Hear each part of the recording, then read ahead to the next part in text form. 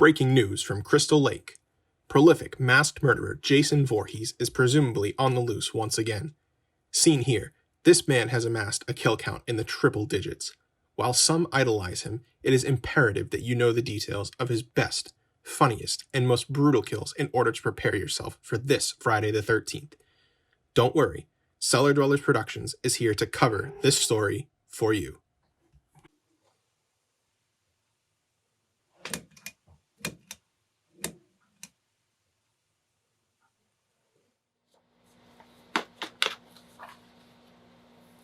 Hello my fabulous freaky friends, and welcome back to another special Friday the 13th edition of the Basement Files.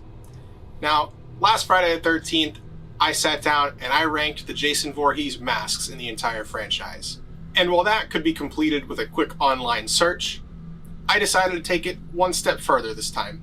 Yes, that means I rewatched the entire Friday the 13th franchise. You might ask, why? Are we finally ranking the movies? And I might say, no, we're not. This time around, we're ranking the best kills. While there are 10 kills on this list, I did not necessarily set out to make this a top 10. And these are listed in chronological order, not in terms of worst to best. But before we begin, I think it's pretty important that you understand my parameters. While rewatching these films, I made sure to keep a close eye on who was killed. Not only did I jot down their name, I also wrote down the time in which they were killed, the way in which they were killed, and after the movie was finished, I went back and I assigned them a star rating from 1 to 5, based on a few factors. 1, the gore. 2, the comedic value. 3, the value to the overall film. 4, how cool it was. And 5, quite honestly, personal preference. So yes, these are opinionated. I hope you'll share some of the same opinions, but don't come at me if you don't. With that, let's get into it. Number 1, Jack in Friday the 13th.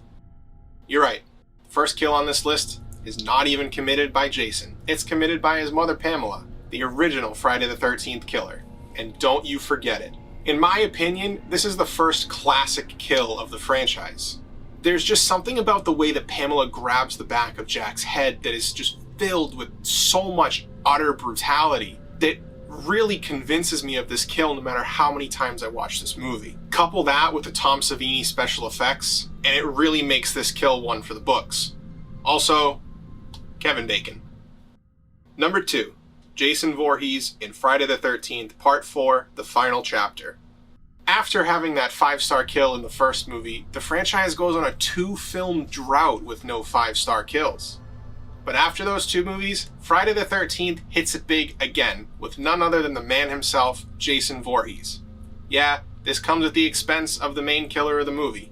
And again, another kill on this list that's not actually committed by Jason. This one is committed by Tommy Jarvis, played by Corey Feldman. Tom Savini returned for this movie under the confirmation that he got to kill Jason Voorhees, the character that he created.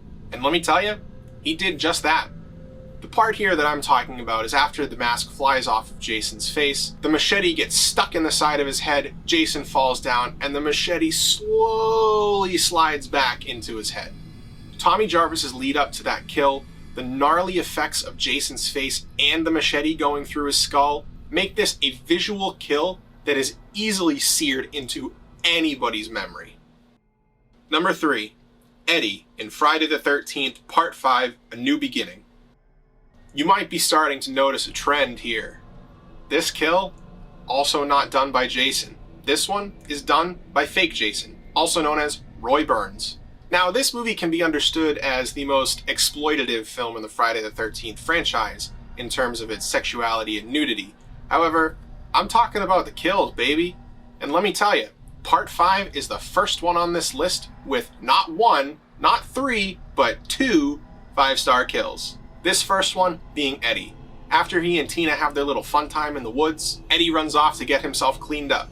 As he comes back, he finds that Linda has been murdered, and he gets murdered himself. How, you might ask? He gets pushed up against a tree, a leather strap thrown across his eyes, and fake Jason, with a stick behind it, twisting it tighter and tighter and tighter until presumably Eddie's head just pops. The lack of blood in this kill is noticeable, and the stick does get twisted in the wrong direction. Sure, I'll give you that. that doesn't stop this from being one of my all-time favorites. The vicious nature of this kill, mixed with the shock of finding Tina's lawn-shear mangled body, makes this scene in particular feel like the final girl circuit that you'd see at the end of a film, where the final girl runs around and finds all of the bodies. However, in this case, Eddie's not the final girl, and he does not make it out of this film. Number 4. Demon in Friday the 13th, Part 5, A New Beginning. Just as I promised, second 5-star kill. And to tell you the truth, Demon's death is probably the most tame on this list, seeing as he only gets stabbed through the back while cowering in an outhouse. Now, I don't necessarily give this kill 5 stars just for the stabbing, but I give this kill 5 stars because of its lead up. He's in his van, he's eating enchiladas with his girlfriend Anita, he just saw his younger brother, he's having a great night. All of a sudden, the unexpected happens. No, not Jason, not even fake Jason. Diarrhea. So as Demon runs to the outhouse, he's having an explosive time in there when the outhouse starts shaking and you think, oh my god, it's Jason, it's fake Jason. No, it's just Anita shaking the outhouse. The two have a little duet, Anita stops singing, he pulls up his pants but he doesn't wipe, and he finds Anita dead outside. Now what happens? The outhouse starts shaking again. He starts cowering. Finally he gets stabbed through the back and he takes ages to die. Friday the 13th Part 5 is certainly one of the funniest films in the franchise, and this scene hammers that idea home. Comedic gold all around. Number 5. Sheriff Garris in Friday the 13th Part 6, Jason Lives. Sheriff Garris is a father trying to protect his daughter, and this is what he gets, being turned into a pretzel. I'm sure there are worse ways to go out, but being folded up like that just does not seem like fun. And at the same time, it gives off an idea that Jason is just so done with these side characters. I mean, bring him Tommy already. Number 6. Julius in Friday the 13th, Part 8, Jason Takes Manhattan. Undefeated boxing prodigy Julius goes one-on-one with big man Jason. In a movie where they didn't even try to push the boundaries of the MPAA when it came to gore and violence, it's nice to see that Jason still has a little oomph in his right hook. While not necessarily a gory kill, it certainly is one of the most memorable parts of the movie. Maybe it even overshadows that weird sewer ending. Number 7. Adrian in Jason X. Contrary to what my father might tell you, Jason X is not a waste of time. It's actually quite an enjoyable movie. Big man Jason wakes up from a 450-year nap after being frozen for all that time, and he only knows one thing: kill. And unfortunately for her, Adrian is the only one in close contact with that antique murderer hanging out on her mortuary table. She didn't feel like she was a character that necessarily deserved her fate, but Jason doesn't discriminate amongst the people he kills. Dipping her head into liquid nitrogen and then smashing it on the counter is one of the most merciless kills in the entire franchise, and one that is universally beloved by many horror freaks. Number 8. The Sleeping Bag Girls in Jason X. It's sorta like in Part 7, but turned up to 11. Sure, the girls are digital and not exactly real, but their lead-up dialogue to being killed perfectly fits the style of 2001 comedy that this film was aiming for. Now, you take that lead-up dialogue and you cut it to another character saying, "I think the illusion is working," only then to have another cut to Uber Jason slamming these two sleeping bags together with the girls inside. Once the one on the ground stops yelling and screaming, he takes the one in his hands and slams her against the tree. One fell swoop and that digital girlie is gone. The lack of outright gore and the comedic timing in this couple's kill makes it quite possibly my favorite Friday the 13th kill of all time. Number 9. Amanda in Friday the 13th, 2009. Lots of sleeping bag kills, huh? Hazards of camping, I guess. Amanda is slow roasted in her sleeping bag over an exposed flame in this cold open of a movie, all while her boyfriend Richie is running for his life away from, presumably, Baghead Jason. And wouldn't you know it, he finds her just in time to get his leg caught in the bear trap.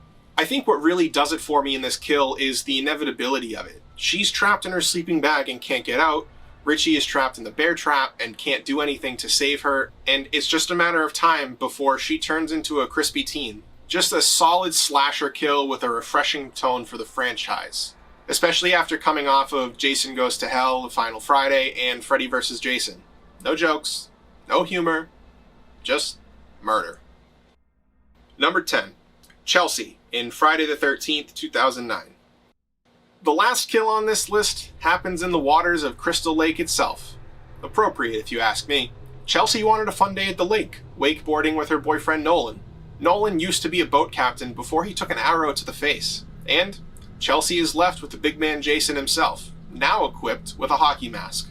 She's treading water and not sure what to do, so she hides under the pier. Hopefully Jason didn't see her swim under there when he's got a clear line of sight. Real smart for you, Chelsea. Her effort of hiding is in vain. Jason stabs his machete through the pier, through her skull. And when he pulls it out, her body also comes out of the water slightly. She goes out in style, if you know what I mean, and the filmmakers knew exactly what the audience wanted to see in this scene. So, out of these 10 very conveniently placed 5-star kills in the franchise, 6 of them were committed by Jason Voorhees himself, 4 being committed by other characters in the movies. There are many honorable mentions and 4-star kills that didn't quite make the cut, but unfortunately, as entertaining as the franchise is, it errs on the side of quantity over quality, with much more duds, 1 stars, 2 stars than there are 4 stars and 5 stars. Does that mean that I'm not a fan of the franchise? Does that mean that I will not be watching the films again come Friday the 13th from next year and next year and next year? No, of course not. I will be watching Pamela, Tommy, Jason, Roy Burns, Uber Jason, whoever slash their way through their movies, and I will love every second of it. I hope you enjoyed my list of my personal favorite 5-star kills from the Friday the 13th franchise. And please, do me a favor and leave a comment down below explaining your favorite kill, and maybe we'll become one step closer to me finally ranking the movies. But if you're really chomping at the bit, check the description down below. There's a link to my letterbox where I have a ranked list. And while you're at it, share the video with someone. Maybe you'll find you have a mutual love for watching camping teenagers get killed by men in a hockey mask. You never know. Happy Friday the 13th, everybody. And don't forget to tell your mother that you love them. Thanks for watching.